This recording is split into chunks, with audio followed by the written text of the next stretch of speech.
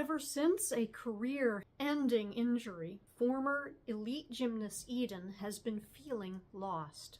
To add insult to actual injury, her mom has been invited to present at school career day, which would be fine, except her mom's company produces period products, pads, tampons, total humiliation.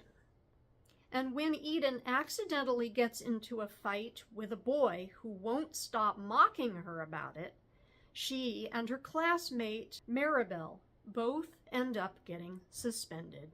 Eden is sent to volunteer at the food bank that Maribel's mom runs. There she meets new friends who open her eyes to period poverty and invite her to join their advocacy work. But getting involved in activism for the menstrual movement puts Eden and her mom at odds. After losing the thing that's defined her, Eden's determined to discover who she is with or without her mom's support. Along the way, she'll have to confront her inner loneliness, learn what it means to be a friend, and find a new way to use her passion and her drive. My preview today is from Code Red by Joy McCullough. This cannot be happening. I must have zoned out during Mr. Trent's ramble about the Battle of Gettysburg, and I can't even blame it on an intense training session or a red eye back from a gymnastics meet the night before.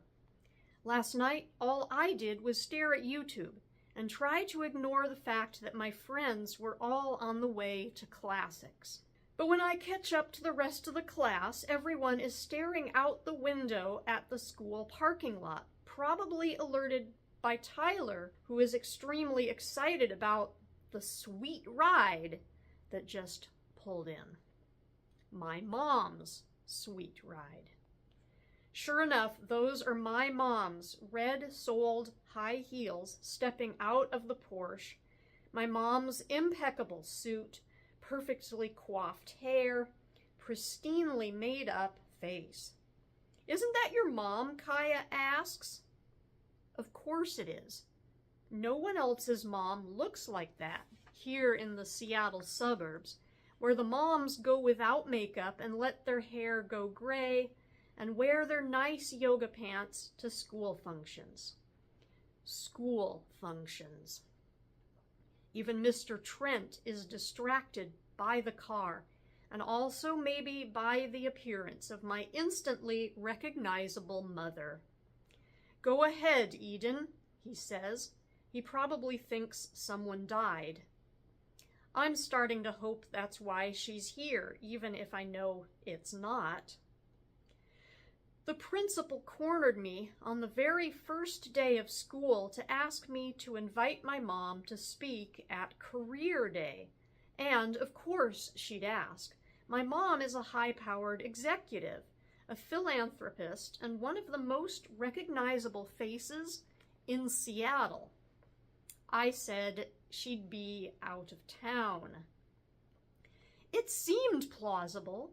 Most people assume my mom travels all the time, but flying on airplanes is the one thing she can't do.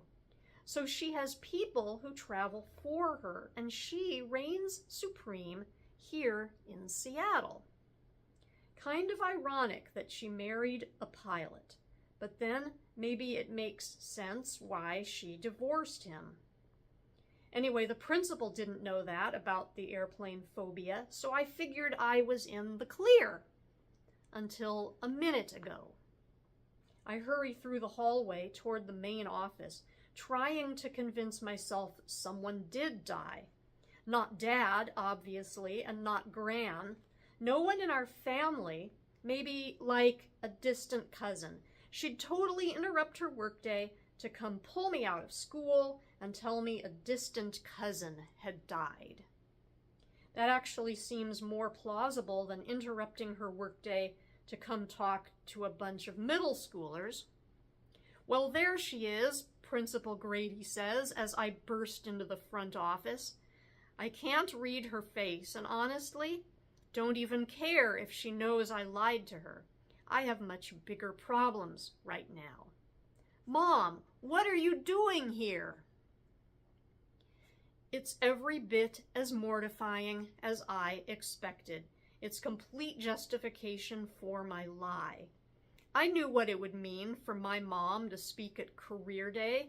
If anything, I underestimated the horror.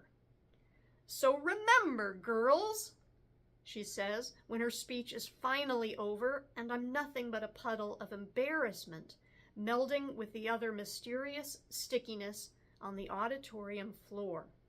When it's your time of the month, you'll never be caught by surprise if you keep a stash of my secret period product in your locker.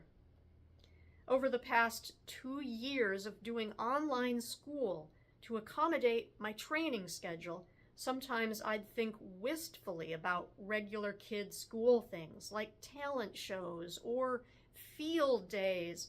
But clearly I left off in elementary school and couldn't conceive of the horrors middle school would bring. I couldn't conceive of my mother telling an auditorium full of my peers to fill their lockers with her company's period products. Last I saw them, none of my friends at the gym had even gotten their period yet. My days of online school and rigid training schedules ended for good a couple of months ago when I overshot a handstand on the bars and tore my labrum, a part of my shoulder that was already dicey from years of repetitive stress. If I'm honest, my gymnastics career had been on shaky ground for a while. I woke up one morning around Christmas and swore I was an inch taller than I'd been the day before. Leotards and warm-up pants are stretchy, but soon my shoes were too small. Gran took me shopping, cheering that I was finally out of kid-sized shoes. But I wasn't cheering. I knew what this meant. I just hoped no one else would notice. They did. My coaches had to notice because they had to teach me how to make adjustments for my growing body. When you suddenly shoot up 3 inches in a couple of months, it throws off your balance, your form, basically everything about your life as a gymnast. This has been a preview of Code Red.